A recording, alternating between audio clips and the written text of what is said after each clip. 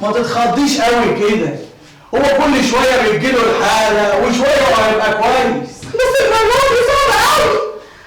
اصبري عليه شويه وهو شويه وهيبقى زي الفل. في فطار، انا جعان. انت ايه؟ ما عندكش دم ولا بيقول هروح مني وانت بتفكر في الفطار؟ طب عاوزاني اعمل ايه دلوقتي؟ تروح تطلع شيخ عثمان تجيبه وتيجي اوام. حاضر، هروح اجيبه اهو. عقبال ما انت محضري الفطار، عقبال ما يا دي النيله السودة عليا. انا عارف اني مش هعرف اعيش زي الناس في البيت ده.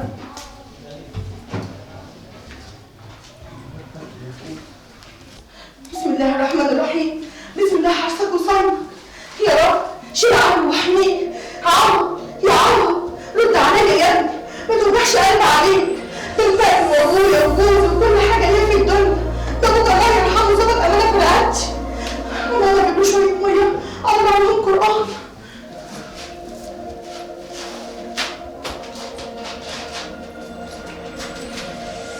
بسم الله الرحمن الرحيم.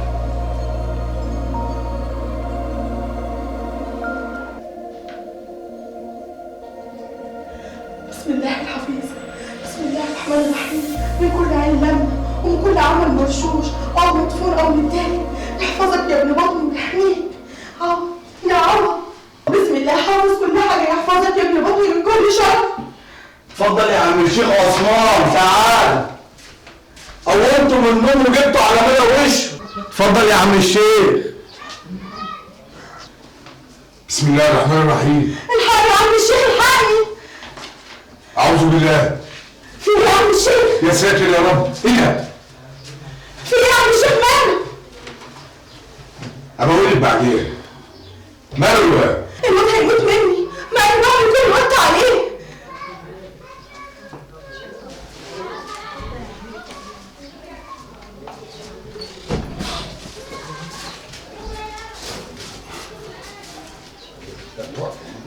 بسم الله.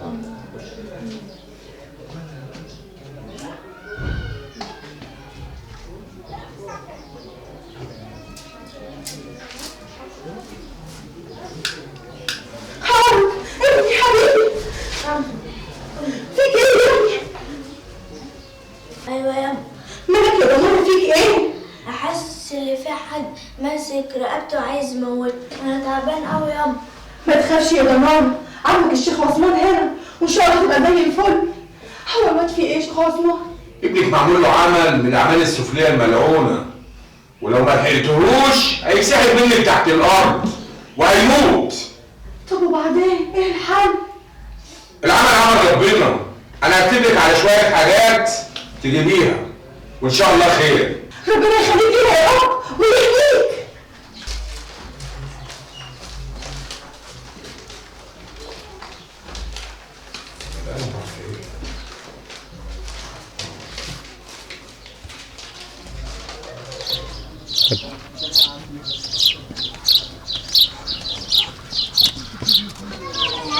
السلام عليكم يا ولد. وعليكم السلام ورحمة الله وبركاته. بقول لك ايه يا ولد؟ وأموريني يا ست، عاوزة حاجة؟ انا غريبة عن المكان والزمان، ما تعرفش مكان اسكن فيه، ما تعرفش بيت يكون فاضي. طب غريبة عن المكان وعرفناه، غريبة عن الزمان ازاي؟ هو انت جاي عند الكفار ولا ايه يا حاج؟ الله يسامحك يا ولد، خدت الطريق علي، يكمني ست كبيرة وجهلة يعني. مش بتريق والله، حقك عليا، بس انت كلامك غريب حبتين. ما غريبة الا الشيطان يا ولد. انا اسف يا ست، حقك عليا، واموريني. ولا يهمك يا ولدي، هي جت عليك انت كمان. قول لي بقى، الاقي مكان ولا ادور في حتة تانية؟ في ان شاء الله. شفت البيت اللي هناك ده اهو؟ ايوه شايفاه. صاحبه وعرضه للايجار، روحي خبطي عليه وهو هيطلع لك. شكرا يا ولد. تأمرني بحاجة تانية يا ست؟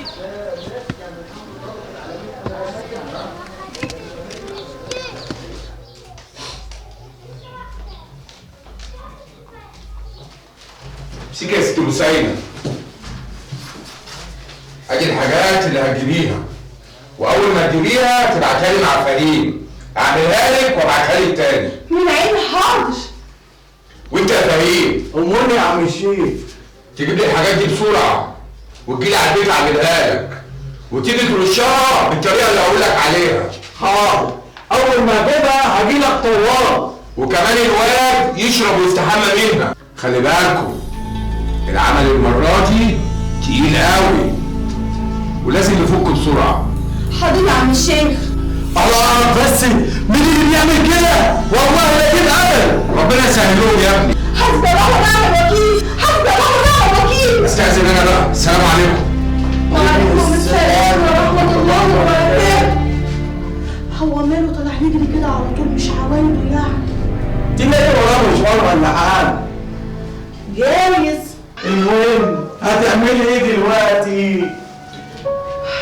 مش عارفة، أنا ما معيش ولا مليم، بس لازم أتصرف زي ما قال عمك الشيخ. كان على عيني يا اختي، انت عارفه الحال، العين بصيره والايد قصيره، وانت عارفه شغل في الغير طول النهار، يا دوبك يوميتي 15 قرش، يعني اللي جاي على قد الضرار. ربك يسهلها من عنده وإن شاء الله هتتحل. طب أقول لك، خد الحلق ده بيع، دي آخر حاجة من ريحة المرحوم أمي، وإن شاء الله هيكون فيها البركة. هبيع حلق امك يا بوسينة. طب أعمل إيه؟ مش أحسن الواد يروح مني؟ وأنا سمعت كلام عمك الشيخ، أنا ما عملتوش الحاجة، لو ما جبتوش الحاجة دي بسرعة الواد هيمسح بيته تحت الأرض. حاضر يا اختي، من عينه. أنت لسه واقف؟ ما كنت بتعمل حاجة. اروح دلوقتي. أقعد الحصة الجاية؟ طب انا جعان، انا لسه ما فطرتش، شوفي لي حاجه كلها. يا دي نينا السودا عليكم على اسم الأكل، هو أنت إيه ما بتشبعش؟ حاضر يا اختي، حاضر، ظبطني وراك. يا رب احفظ لي ابني واحميه يا رب، واحمي حبيبك النبي يا رب.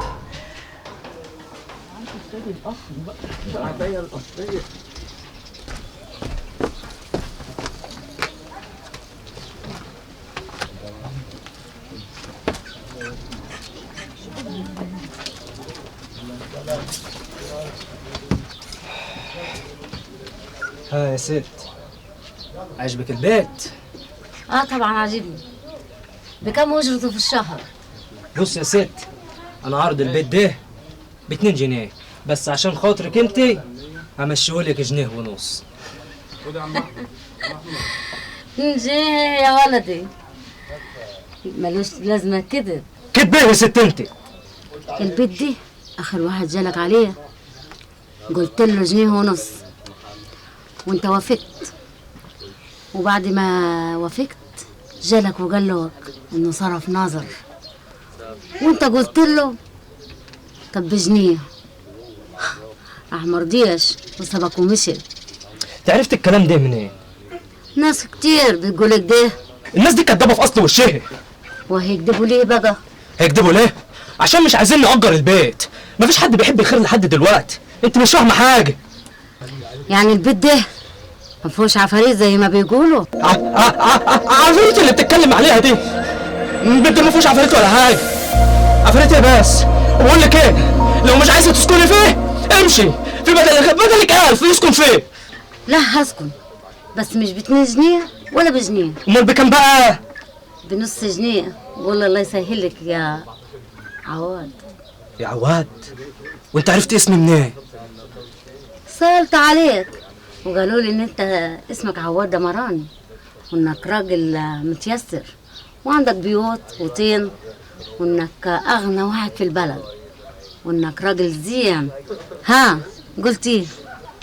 قلت ايه في ايه؟ موافق ولا مش موافق؟ موافق طبعا. مبروك عليك البيت.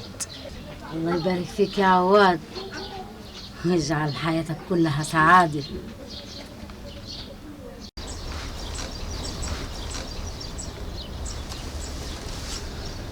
يا شلبي، يا شلبي، انت يا زفت التنيا اللي اسمك شلبي. نعم يا سعد ريس. تعالى هنا حدايا عايزك. نعم يا سعد ريس، جاي اهو. تعالى ده خابط. نعم يا سعد ريس، نعم. امرني ايه يا واد في الموضوع اللي قلت لك عليه امبارح؟ تممت على العده والانفار وكل حاجه. قول يا واد، اتفقت معاهم على اليوميه؟ يا بيه دول رجالتنا وكله من خيرك.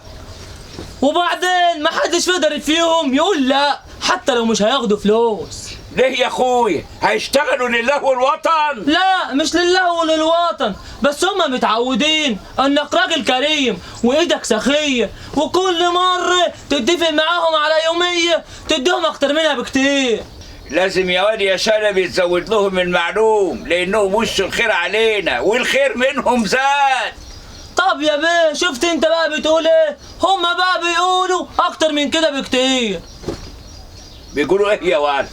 يوه بيقولوا كلام كتير قوي. يعني مثلا بيقولوا ان حضرتك وش الخير عليهم، وان كل مرة بتشتغل معاهم وبتتفق معاهم على يومية، وبعد ما بيخلصوا شغل تديهم الاكتر من اتفقت معاهم بكتير. ده غير الاكل والشرب والدخان وخلافه. روح اعمل اللي قلت لك عليه. حاضر يا بيه. وما تنساش تعدي على الشيخ عثمان وتقول له يجي لي بعد صلاة العشاء. ويعدي عليك ليه في البيت بقى يا بيه؟ ما تحشرش نفسك في اللي مالكش فيه. حاضر يا بيه، انا كنت بطمن بس. لا ما تطمنش يا حشري، امشي يا ولد. لحسن يكون في حاجه مهمه كده ولا كده. لا مفيش حاجة مهمة كده ولا كده. حاضر يا بيه. روح يا ولد. حاضر. روح يا ولد، هات اللي انت فيه. ده انت مصيبة. أنا مش عارف أنا جبت الدهية دي منين.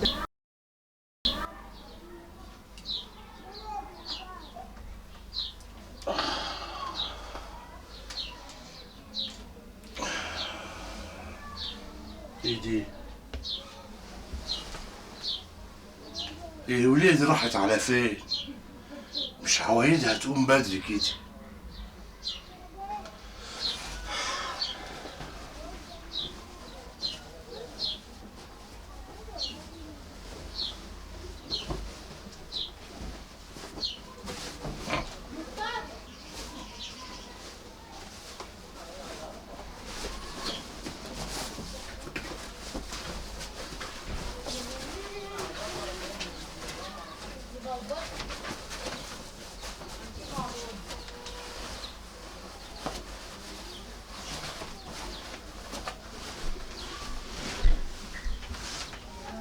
يا سكينة،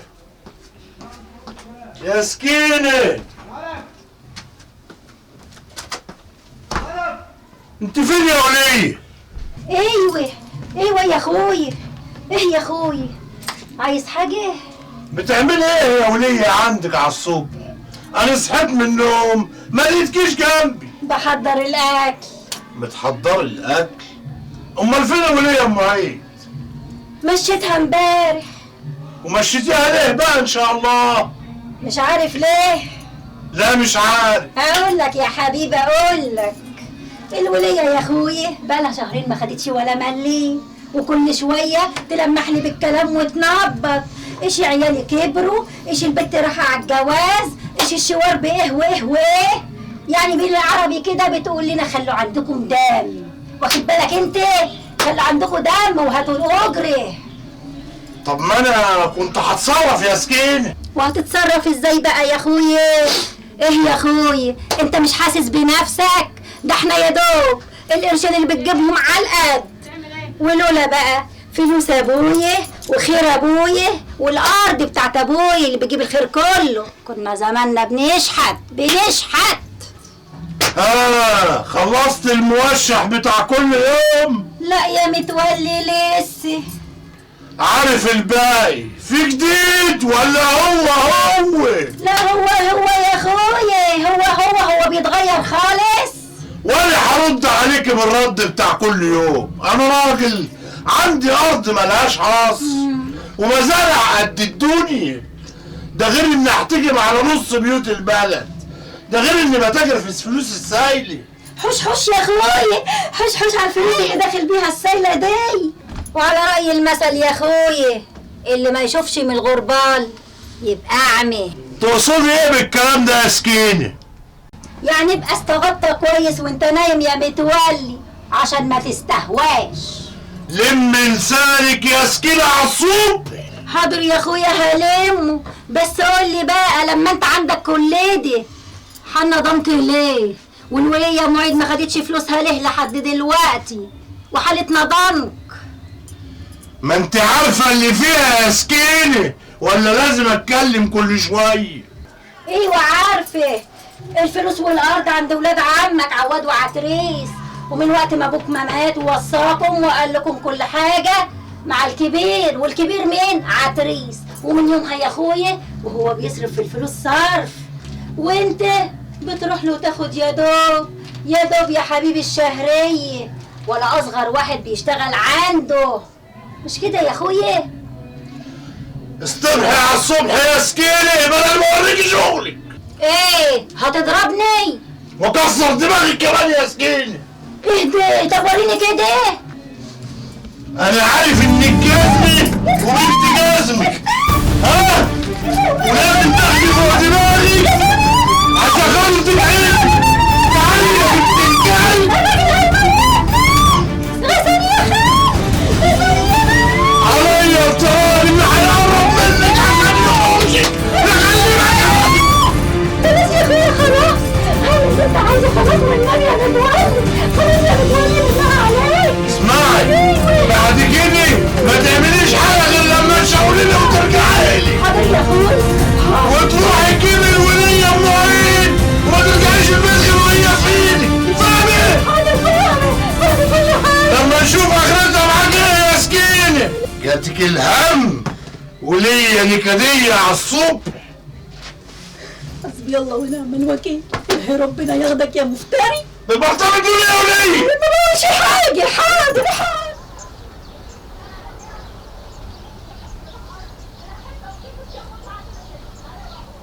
عتريس يا عتريس يا عتريس. مالك يا متولي بتزعق ليه؟ ما انا واقف مكان اهو، ولا شفتني شفتك جريت وهربت؟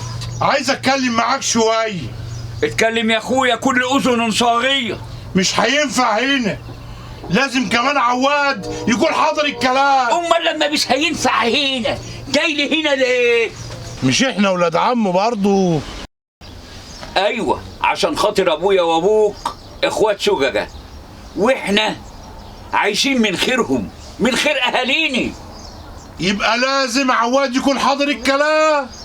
ماشي يا سيدي، روح وانا هبعته في صلاه المغرب يجي ويقعد يحضر معانا الكلام. وهو كذلك، هنجيلك بعد المغرب على طول. تعالى يا اخويا، وتعالى عشان تتعشى كمان بالمره. متشكرين يا عتريس، خيرك سابق. ماشي يا عبيط انت، ما كل الخير اللي احنا عايشين فيه ده من اهاليني. الله يرحمهم ويحسن اليهم. اللهم امين يا رب العالمين. اما اقوم اسيبك اني واروح اشوف اللي ورايا. ماشي يا ابن عمي، ومستنيك بعد المغرب باذن الله. السلام عليكم. وعليكم السلام ورحمه الله وبركاته.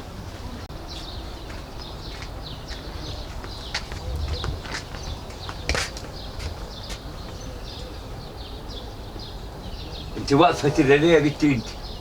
واقفة في أرض الله. ارض الله؟ انت بنت مين يا بنت انت؟ بنتي بسطاوي. بسطاوي؟ بسطاوي مين؟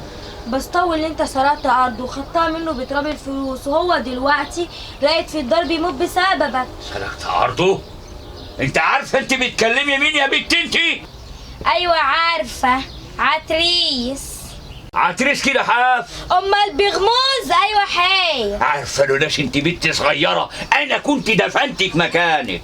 وانت عارف في مثل بيقول عايز تهزأ راجل سلط عليه واحدة. وانت بقى واحدة؟ أمال نص. عليا الحلال من ديني، لو ما لميتي نفسك ومشيتي لخلع اللي في رجلي واديكي على قفا ابوك اللي اسمه بسطاوي اللي خلفك من غير رباية. مالكش دعوة بابويا لحسن، والله يسمعك اللي عمرك ما سمعت. انت يا مسخوطة اللي تسمعيني، وجعت ابوك بسطاوي سودي. على رأي المثل أي فرعون من فرعانك ما لقيتش حد يصدني. يا مثبت العقل والدين يا رب. هو انت عندك دين من اصله؟ ده انت واكل حق ابويا. طب ايه رايك بقى؟ ابوكي ده ما كانش عنده حاجه اصلا، وخد ارضي عشان يزرعها واجرها، ولما احتجتها اديته فلوس ورجعتها، ولا هي كانت ورث ابوه؟ حتى لو كان مأجرها منك او حتى شغالة عندك، المفروض لو خدت منه الارض اللي بيسترزق منها تديله غيرها، مش تديله ملاليم. والله ده مالي وانا حر فيه، ويلا بقى تجيشحي من هنا لحسن اقوم اقطعك وافرج عليك اهل البلد كلها. ماشي يا عتريس، انا همشي دلوقتي راح اشوف ابويا، بس هرجع لك تاني. قوري يا بيه قوري. لا حول ولا قوة الا بالله. صحيح يا ولاد، القوالب نامت ونصاص قامت. والله لو ما كانش عيب واهل البلد يغلطوني لكنت قطعت لها لساني.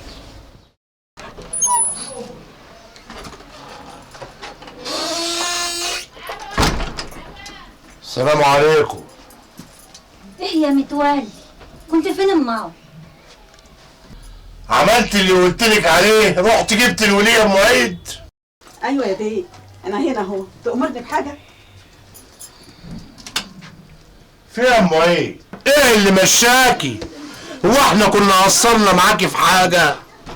لا يا بيه والله ما قصرتش في حاجه، بس يعني اصل. لا اصل ولا فصل. انتي ست غاليه عندنا كلنا، ومن ريحه المرحوم امي الله يرحمها. امي وصتني عليكي وعلى عيالي، وان كان على الشهريه انا هديها لك يا ستي، وكمان اول باول. خلاص ربنا يخليك لينا وما يحرمناش منك ابدا. طب يلا شوفي انت بتعملي ايه. حاضر. والنهارده باذن الله هديك الفلوس بتاعتك وزياده حبتين. ما يحرمناش منك ابدا، ويرحم والديك يا رب. تعيش يا ام عيد تعيش.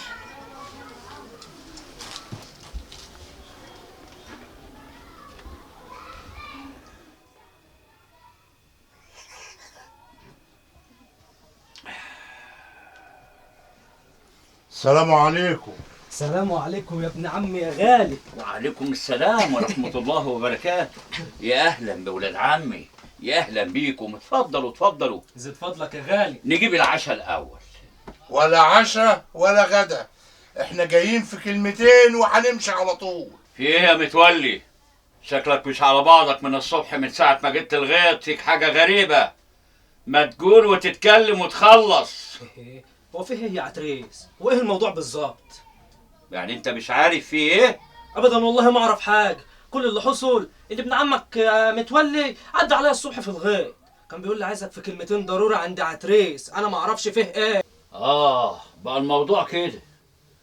هات لي بقى اللي عندك وجيب اللي في بطنك كله. بصراحة كده الحال دي مش عاجبني. عليه اللي مش عاجبك؟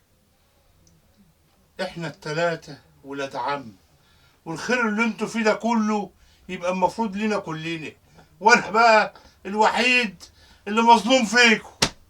مظلوم؟ ومين اللي ظلمك بقى؟ انا ولا عتريس؟ انتوا الاتنين.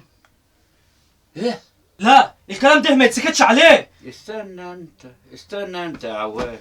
استنينا خليه يتكلم ويجيب اللي في بطنه كله.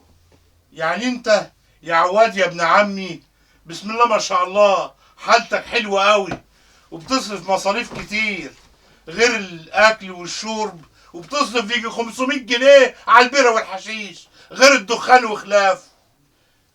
وانت يا عتريس انفار داخله وانفار خارجه شغاله معاك، وبسم الله ما شاء الله حالتك حلوه قوي، بتصرف احسن مصاريف. ده غير ان انت بتعمل كل اللي انت عايزه ومحدش بيسألك حاجة. انا فين من ده كله؟ المشكلة فيا انا، فين حقي؟ يا متولي كل ده في قلبك لينا؟ ده انت طلعت معبي مننا قوي. صدق اللي قال ما يحسدكش غير اللي منك. انا ما بحسدش يا عواد، انا بقول اللي بيحسد. لا بتحسد يا متولي. وعلى فكرة بقى انا عايز اقول لك على حاجة. استنى انت يا عواد، انا اللي هرد عليه وهقول له ايوه كل الكلام اللي انت بتقوله ده صح. عارف ليه؟ لان احنا بنديك على قد شغلك وتعبك معانا بس، وما تقدرش تتكلم اكتر من كده لسبب واحد، لان ده عرقنا ومجهودنا، لان ابوك باع الورث اللي جدك كان كاتبه له، صرفوا على الرقصات والنسوان والمسخره، وانت دلوقتي جاي تحاسبنا؟ لا، مش هسمح لك، مش هسمح لك ابدا، لان ده تعبنا، وان كنا بنديك عشان انت ابن عمنا بس. استنى بس عندك في الكلام كده، يعني ابوي الله يرحمه باع ورثه كله ليك ولا عواد؟ ايوه باعوا لينا، والكلام ده كله عند المحامي مثبوت. طب فين الورق اللي يثبت الكلام ده يا عتريق؟ الورق عند المحامي اللي في مصر، هبقى شيع له ويبعتهولك، او يبعت لك نسخه منه عشان تخليها عندك قدام عينيك. ايه لازمته ايه بقى الكلام ده يا متولي؟ هو احنا قصرنا معاك في حاجه؟ او انت طلبت حاجه واحنا اتاخرنا عليك فيه؟ لا يا عواد، انتوا ما تاخرتوش عليا في حاجه. امال لازمته ايه بقى الكلام ده؟ ما تخليش الناس تشمت فينا وتفرج علينا الناس يا متولي. اقول لك على حاجه، انا هديك كل شهر 10,000 جنيه، وعتريس هيديك زيهم يا عم. لا، انا هديله 50,000 جنيه، احنا ولاد عم، واحنا التلاتة ما خلفناش، يعني الفلوس مش هتزعلنا من بعض. ايه قول لك بقى، مرضي كده؟ خلاص يا عواد، اللي انت شايفه ما حصلش حاجه. لا بقى الكلام ده ما ينفعش يا متولي، انت تقوم تبص راس ابن عمك عتريس عشان تراضيه على الكلام اللي زي السم اللي انت قلته ده، هو اللي مأكلني. ما تزعلش مني يا عتريس يا ابن عمي، حقك عليا. ولا يهمك يا ابن عمي، ربنا يدوم المحبة بينا. نسيبك بقى يا عتريس عشان نشوف الشغل اللي ورانا. لا، طب والعاشة؟ يجعله عامر يا ابن عمي. يلا يا متولي ورانا شغل كتير. السلام عليكم. وعليكم السلام ورحمة الله وبركاته.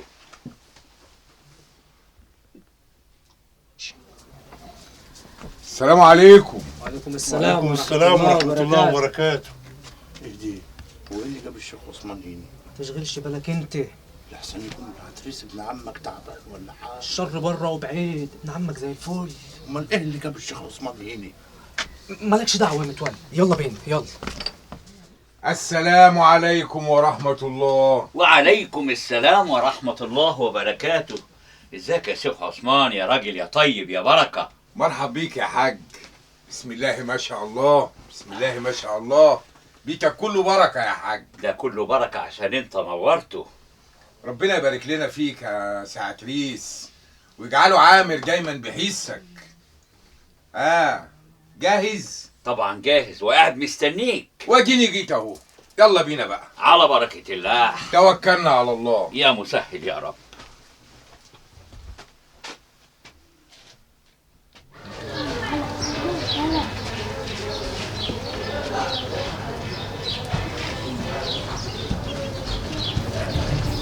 اسم الله عليك يا ولد، اسم الله عليك، اسم الله عليك يا ولد، اسم الله عليك، اسم الله عليك. يا لهوي يا ابني، يا لهوي على امك! هتديني شيخ عثمان بسرعه! على امه يا اختي، على امه!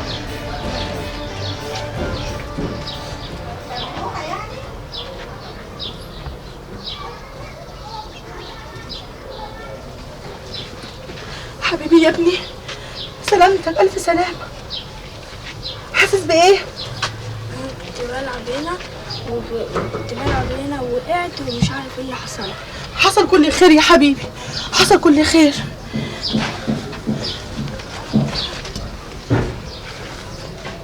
انت مين يا ست انت؟ وحكايتك ايه؟ انا خالتك بشاير وساكنه هنا بقالي شهر. طب انت عملتي ايه للواد؟ كل خير يا بنتي، كل خير. لو ايمانات المسلمين، انت ست واصله ومبروكه كمان. ايوه والله مبروكه. ده الشيخ عثمان اللي هو الشيخ عثمان بجلاله قدره، لما كان بيقرا عليه ويكون بعد ميه مقلع عليها كان بياخد له يجي ساعه كده على ما يفوق. انما انت اول ما حطيتي ايدك عليه الواد قام على طول. يا بنتي ربنا ادى لكل واحد فينا ميزه، وانا ما عملتش حاجه غير اللي ربنا قدرنا عليه. لو النبي ومن نبى النبي نبي. انت ست مبروك وواصله كمان. بركاتك يا ست بركاتك. استغفر الله العظيم يا بنتي، انا ما عملتش حاجه، كل لوجه الله. خدي بالك من ولدك وما تمشيش ورا الناس اللي ما عندهاش ضمير. لو النبي توبه انت ومفيش بعديكي تاني، ولا الشيخ عثمان ولا غيره. طب يلا خدي ولدك وروحي حميه بميه فاتره ونيميه في حضنك لغايه المغربيه، وبعدين اكليه ويبقى جاه زين. ربنا يخليكي لينا يا ست بشاير، يلي جيتيلي بالبشاير وفكيتي عمل ابني.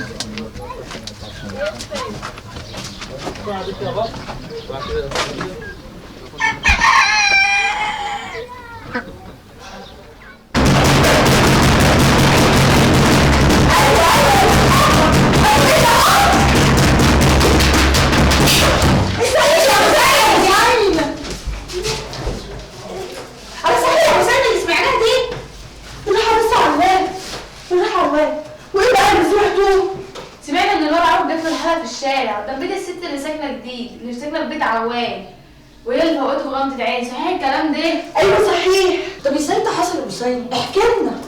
مش عارفه والله هقول لكم ايه، بس كل اللي هقدر اقوله لكم ان الست دي فيها حاجه لله. انا كنت قاعده في الشارع ولقيت قالت لي الحقي، عرضت له الحاله. انا ما شفتش قدامي وجريت عليه، واول ما قربت منه لسه بحط ايدي عليه انا زيحها بعيد، لسه هقول لها ده مامو ليه الولد عرض ايه؟ وبعدين مفيش حاجه حصلت له. ها وبعدين قالت لي احميه وانيمه، واول ما يصحى اكله. لو ليه يا بوسانه الواد من ساعتها ما حصلوش حاجه؟ لا الحمد لله، الواد زي الفل واحسن من الاول كمان. يعني احسن من الشيخ عثمان. الشيخ عثمان ده ايه؟ بقولك في غمضه عين الواد كان فاق. يعني هي واصله قوي كده واكتر من كده كمان. طب بقول لك ايه يا بوسانه يا اختي، احنا عاوزين نروح ليه؟ بس كده من عيني حاضر اوديكوا. ده هي لها طلبات. والله مش عارفه، بس هي كل قالتهولي انها عامله ده لوجه الله. يا سلام يا ولاد، دي ست مبروكه قوي. ايوه طبعا، تقول لك الواد في غمضه عين. انا قولي لي يا مسيني، قولي يا فوزيه عايزه ايه؟ انت عارفه لو حققت لي اللي في بالي انا عيني ليه؟ وانت بقى يبقى لك الحلاوه الكبيره. بس عليك يا فوزيه ما تقوليش كده، ده احنا اخوات. طب ما يلا بينا يا بوساي، خلي ربنا ينفخ في صورتنا ويسهلها لنا. السلام عليكم. ايه يا حسين؟ في حاجه حصلت؟ لا يا اخويا الحمد لله زي الفل اهو. ازيك يا عرب؟ الحمد لله خليك ما شاء الله الواد وشه نور اهو. البركه في الست بشاير. ومين الست بشاير دي؟ اللي ساكنه في بيت عواد، عارفها؟ ايوه عارفها، مش دي اللي سكنت عنده بقالها يجي شهر؟ ايوه هي. مالها يعني؟ هي السبب. هي السبب ازاي؟ بصي يا سيدي انا هحكي لك. طب نصلي زي احنا بقى يا بوسينه.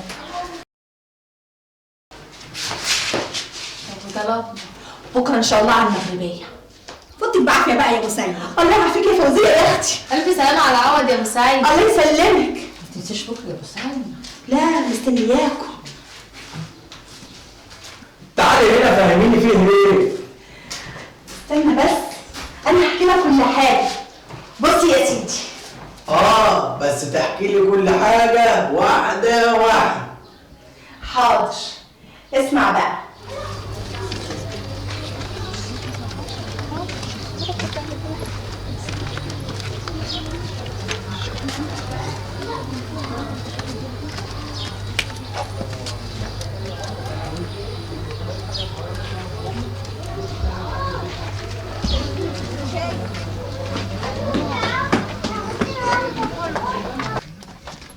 مساء الخير يا ست بشاير. مساء النور، ازيكم؟ اتفضلوا اهلا بيكم. فاكراني ولا نسيتيني؟ لا طبعا فاكراكي، انت بوسينه معوض اللي كان مغمى عليه عشيه قدام الدار. وعرفتي اسمي واسمي منين؟ يا بنت ما انا قلت لك عشيه ان ربنا ادى لكل واحد فينا ميزه. طب بصي بقى، الستات دول اكتر من اخواتي، وكل واحده فيهم قصدكي في خدمه. دي بقى فوزيه. ومشكلتها الخلفة، بقالها 3 سنين متجوزة وما خلفتش، نفسها في حتة عيل. ودي بقى شلبية جوزها كريهها وشايفها معزة بقرنيان. ودي بقى عدلات كل يوم بتحلم بالليل ان في ناس بتتخانق معاها وهي عمالة تخنق فيهم، لدرجة انها بتصحى من النوم تلاقي جوزها وهي خنقاه، لدرجة ان جوزها بطل ينام جنبها وخايف منها. ايوه صحيح. ابوس ايدك يا سيد، قولي لي الحل ايه؟ انا زهقت من كلام جوزي، كل يوم يهددني ويقول لي هيتجوز عليا، ويقول لي انت عامله زي الارض البوق ما بتطلعش زرع. بس المشكلة مش عندك يا فوزية، تقدر تخلف. يعني العيب فيه هو كده؟ ولا العيب فيه هو كمان، يقدر يخلف. ها؟ امال العيب في مين يا ست؟ حيرتيني معاكي. العيب فيكم انتوا الاثنين، مش فيكم انتوا الاثنين في نفس الوقت.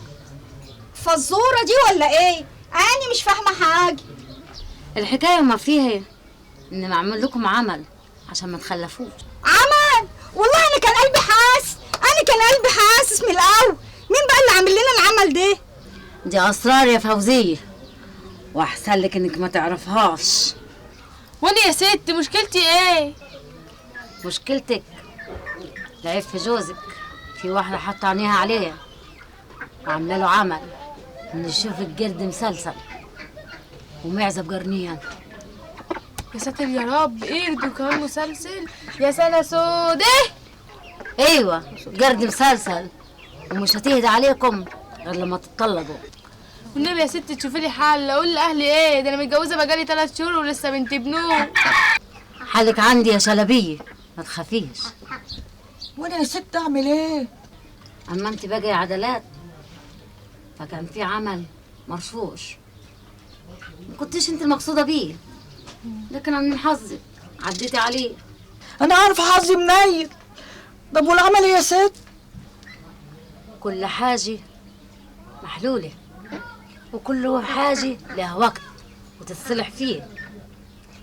كل واحدة منكم لها طلب هقدهولها، وما فيش حاجة بتقف قدام بشاير. ربنا يبارك لنا فيكي يا ست ويجعلها محلولة على ايديكي. طلباتك ايه يا ست؟ أنا مليش طلبات، كله لوجه الله. وطلبات الاسياد ايه يا ست؟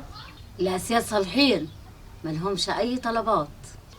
مش قلتلكم دي ست عينها مليانه، ما بتاخدش فلوس من حد ابدا، مش زي الشيخ عثمان اللي بيعنا اللي ورانا واللي قدامنا وفي الاخر ما عملش حاجه.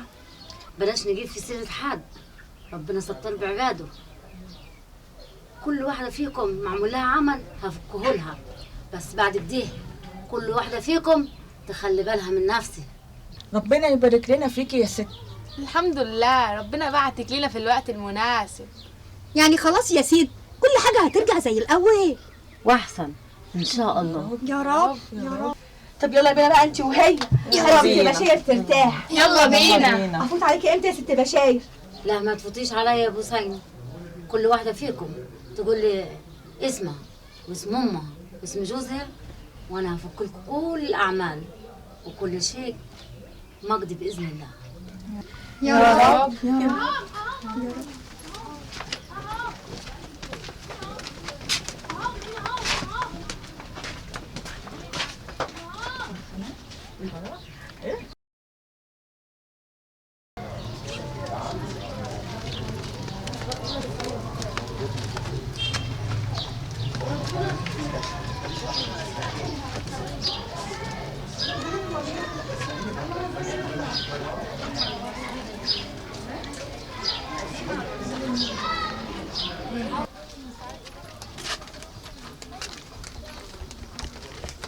ايه الحاجات اللي انتوا جايبينها دي؟ حاجات ايه؟ ده لو كان عليهم كانوا عايزين يجيبوا لك الدنيا وما فيها. انا قلت لكم قبل كده اني ما باخدش حاجه من حد، وكله لوجه الله. والنبي يا ست ما تكسفينا واقبليها. والنبي يا ستي ده انت حتى عملت اللي ما يتعملش، بقالنا كتير بنروح للشيخ اللي اسمه عثمان وما لناش حاجه. على رايك يا شلبيه يا اختي، احنا قلوبنا معاه، كل شويه يقول لنا هاتوا مش عارف ايه وابصر ايه وما فيش فايده. انما انت بقى في 3 ايام بس كان الموضوع خلصان. قلت لكم قبل كده ان ربنا ادى لكل واحد فينا ميزه، وقلت لكم برضو قبل كده ان ما باخدش من حد حاجه. يا ستي دي مش فلوس، دي حاجه بسيطه كده، حلاوه اللي انت عملتيه، والنبي قبل الهديه. عليه الصلاه والسلام. طالما هديه فهديتهم مقبوله يا بنات.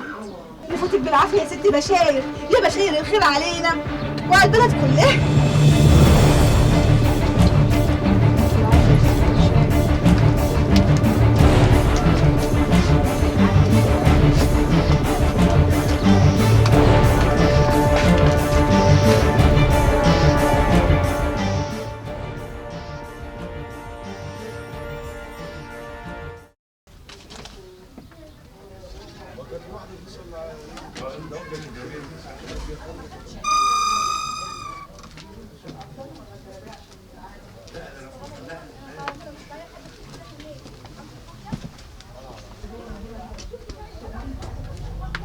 السلام عليكم. وعليكم السلام والرحمة على أصحاب المكان. انت مين يا ست انتي؟ وحكايتك ايه بالظبط؟ أنا بنت آدم وحواء، جايين من طين وراجعين للطين. بقول لك ايه، انا ما بحبش كلام بالالغاز، علشان انا ما بحبش اذي حد. فأنت لو كنت تقدر كنت عملتها، عشان أنت مليان غل وحقد. بقول لك ايه، لاخر مره هقولها لك، انت مين وحكايتك ايه بالظبط؟ أنا بشاير بنت صالح، جاية من أرض الله الواسعة، جاية طالبة حق، وحقها هيجي برضا أو بالغصب، وكل شيء مجدي بإذن الله. يعني كده يا عثمان خلاص كله تمام؟ ايوه طبعا كله تمام، بس اهم حاجه ان احنا نصفى لبعض. نصفى لبعض؟ انت بتقول ايه يا عثمان؟ احنا كلنا اخوات يا جدع. تقصد مين بالكلام ده يا عثمان؟ ما فيش حد غيري هنا غريب. غريب بس يا صالح، انت اخونا الرابع، ما غريب الا الشيطان. يا جماعه انتوا فهمتوني غلط، انا اقصد نصفى لبعض يعني نرضى على بعض. ان كان على الرضا فاحنا راضيين على بعض، ولا ايه يا رجاله؟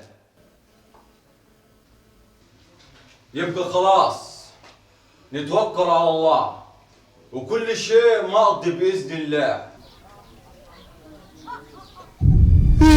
ايوه افتكرت، صالح السعيدي، الراجل الطيب. قلت له عذرته منهم، بس هو ما فهمنيش. قلت له اسموا لبعض، ما فهمش كلامي وقابل لهم ابو خدموا بيه وقتلوه. لما قتلوه ما اتكلمتش ليه؟ ما قلتش ليه؟ وقلت لست ليه ما اتكلمتش؟ مع انك كنت اكتر واحد بتحبه قوي. ما كنتش هاد، كانوا يموتوني زي قال لي على عجب جنبه لو فتحت بوقها. كنت اعمل ايه؟ دول عصابة ياما، دول عصابة وانا عود في حزمة، اروح منهم فين؟ بيجي يعملوا منهم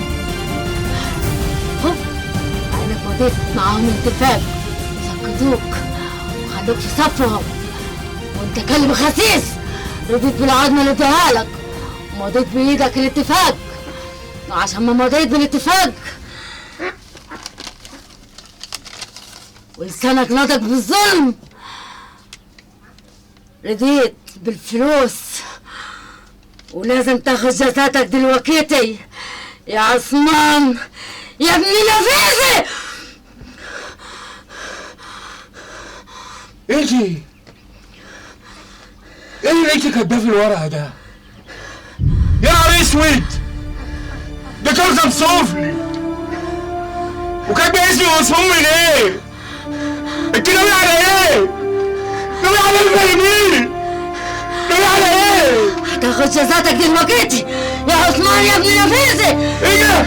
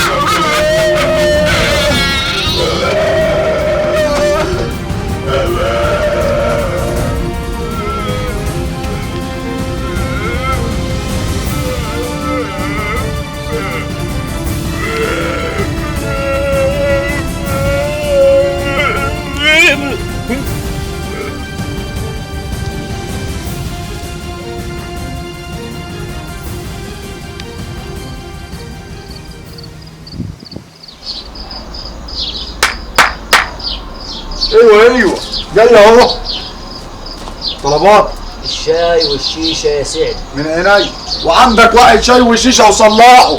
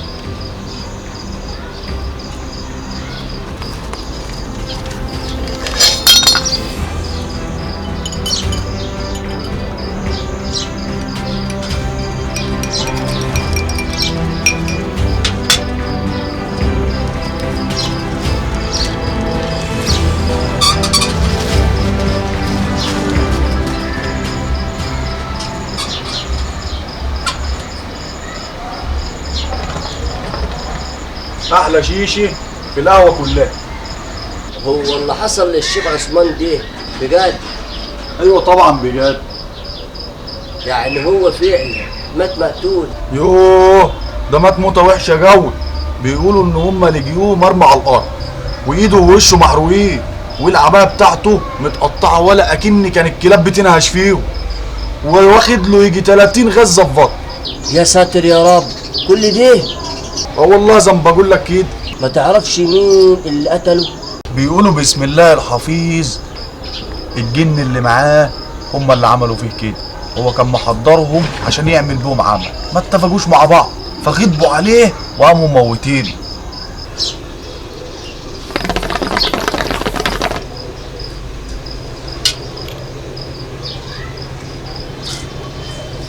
صحيح من اعمالهم سلطها عليه.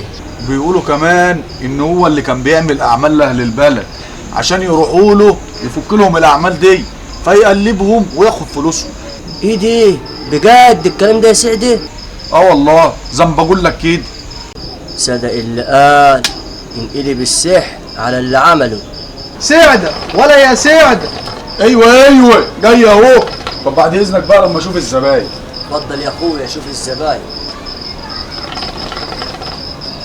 صحيح اللي يعيش اللي يشوف.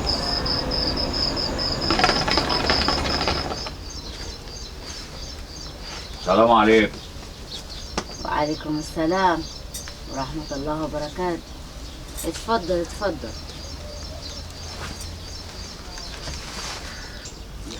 ازيك يا ست بشاير؟ تسلم من كل شيء راضية يا بيه. انت عارفة انا مين؟ طبعا عارفة انت مين.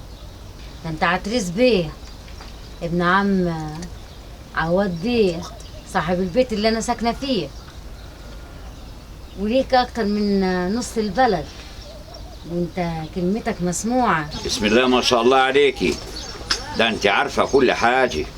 طبعا، وهل يخفى القمر؟ سيرتك سبقاك يا بيه. انا سمعت عنك كل حاجة، عن كراماتك وبركاتك، وبتعملي كل حاجة، وليه حاجة عندك عايزك تقضيها لي. حاجتك مقضية بإذن الله. فأنا يا ستي كنت باخد رأي الشيخ عثمان في حاجات كده كان بيعملها لي، بس آخر حاجة طول عليا قعد بتاع 3 شهور، بس الحاج رجال كان بيخلص لي كل حاجة أنا عايزها. معلوم يا بيه. بس هو دلوقتي في دار الحق كان بيعمل لي كل حاجة وبيخلص لي كل حاجة. لو كان عايش كان زمانه خلص الموضوع ده من زمان. كلامك مش صح يا بيه. يعني ايه يا بشاير؟ يعني زي ما سمعت كده كلامك مش صح، لانه لو كان عايش ما كانش هيقدر يعمل حاجة ولو بعد 1,000,000 سنة، لانه يا دوبك بيعرف يفك عمل، يفك مربوط، لكن الموضوع ده كان كبير عليه قوي، وكمان هو ما يقدرش يفك اللغز ده. يعني ايه؟ يعني انتي كنتي عارفة الموضوع ده؟ ده كان سر بيني وبينه. يا طبعا عارف، ده انا كنت كمان متابعاه من اول ما جالك البيت وقلت له اعمل الموضوع ده. الله، طب والحال؟ نتفق.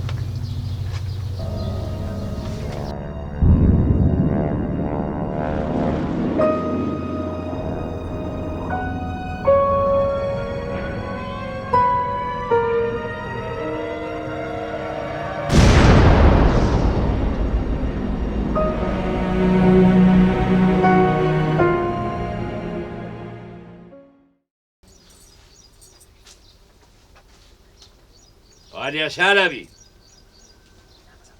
انت يا سفت يا شلبي. نعم يا سعة ريس. نعم يا سعة ريس، امورني. عملت الحاجة اللي قلت لك عليها؟ تمام يا بيه، كل حاجة تمام ومستنية أوامرك. طب طلع الرجالة بره وخد الإزازة دي رشها على الجنبين، وأول ما تخلصها نادم عليا. حاضر يا بيه، دقيقة واحدة وكل حاجة تبقى خلصانة. يا سعة ريس، يا سعة ريس بيه. عايز إيه يا زفت؟ اتفضل يا بيه، كل حاجة جهزت زي ما أقول. جاي لك أهو يا فجري. بركاتك يا ست بشاير، بركاتك.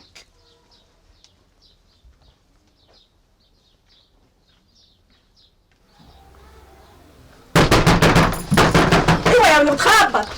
ايوه انا هفتح اهو. ايوه يا بيه يا بيه.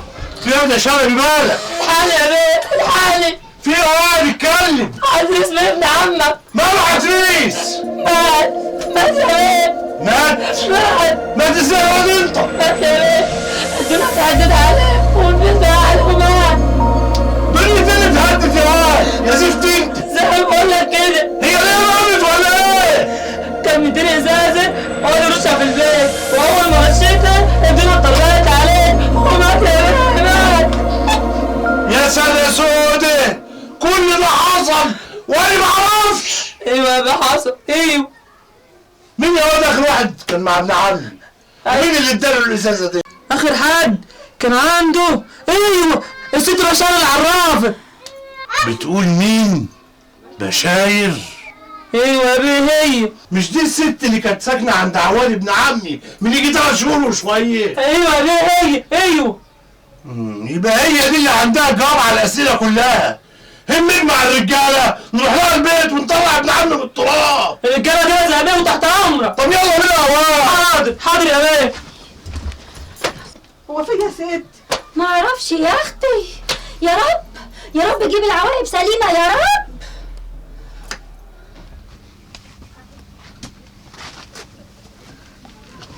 يا مرحب يا مرحب بابن الغالي وابن عم الغاليين.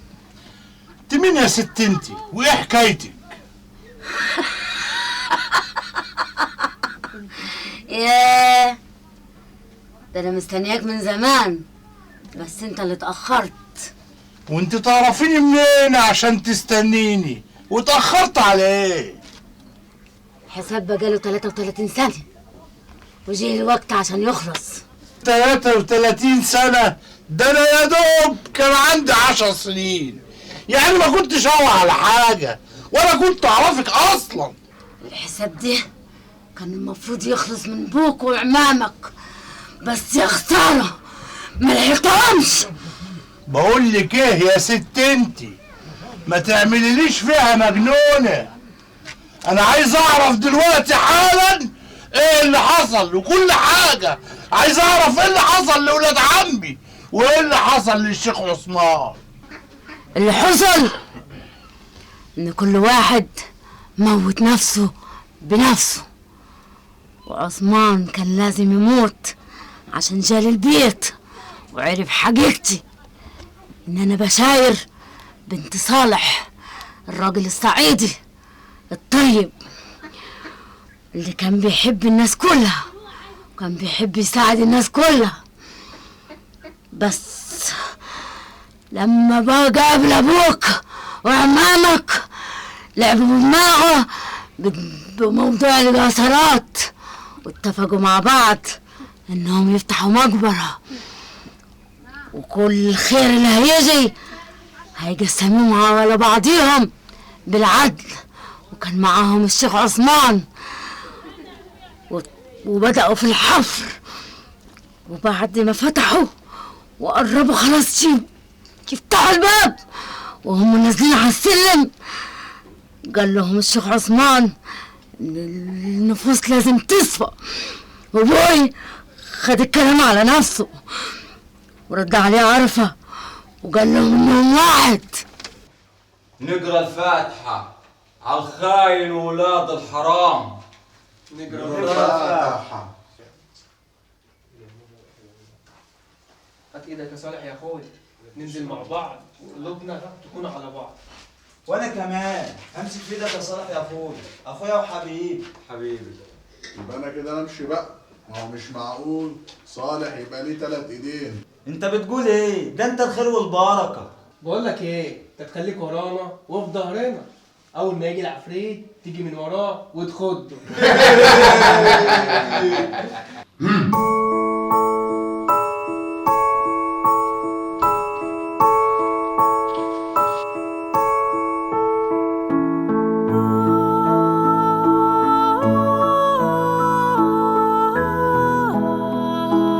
تسلم ايدك يا اخوي، راجل من يومك.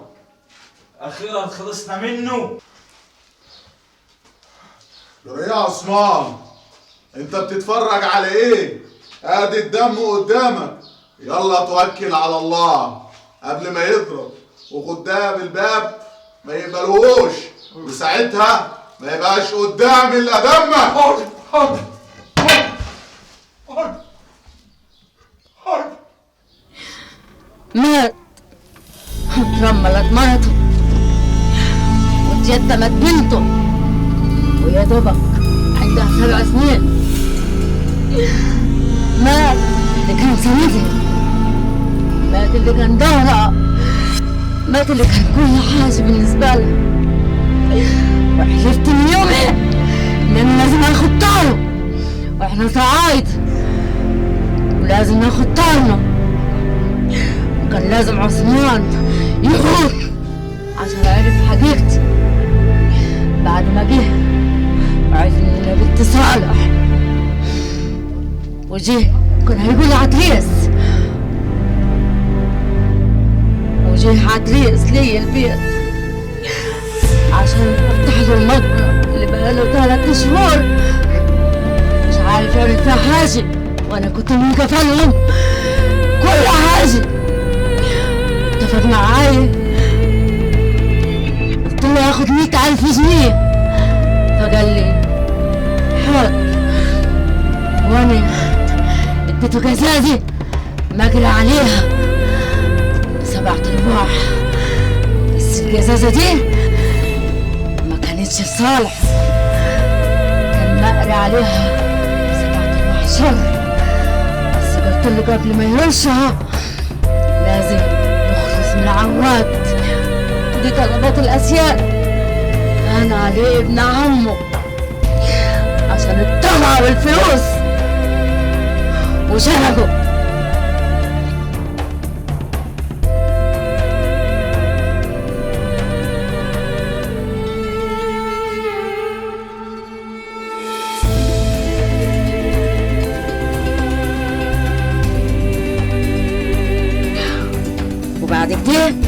بس المية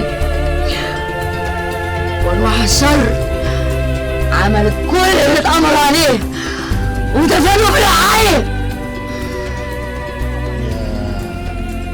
ده انت شطانة. انتوا اللي حضرتوا الشيطانة عشان تيجي تاخد اجالكم وتاخدوا تربوها. احنا ما حضرناش حاجة، وبعدين ان كان ابويا وعمامي هما اللي عملوا كده في ابوكي فهم ماتوا، الله يسامحهم ويرحمهم. انما احنا ذنبنا ايه عشان تعملي فينا كده؟ انا بريئة منهم، انا ما عملتش حاجة، هما اللي قتلوا نفسهم والدور جاي عليك دلوقتي يا متولي. ايه الدور عليا؟ تكونيش ناوية تموتيني انا كمان؟ ما انا قلت لك من شوية ان لك في عمر بقية، ولما يجي هاجي اخذ اجلك. وحضر نفسك يا متولي، جهز نفسك يا متولي. طب انا اهو قدامك، وريني كده هتموتيني ازاي؟ يلا مستنيه ايه؟ هتموت يا متولي، هتموت يا متولي، جهز نفسك، خليك جاهز.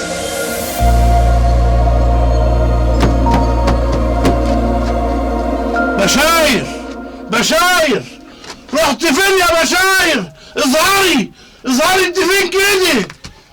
هموتك يا بشاير، هموتك يا بشاير.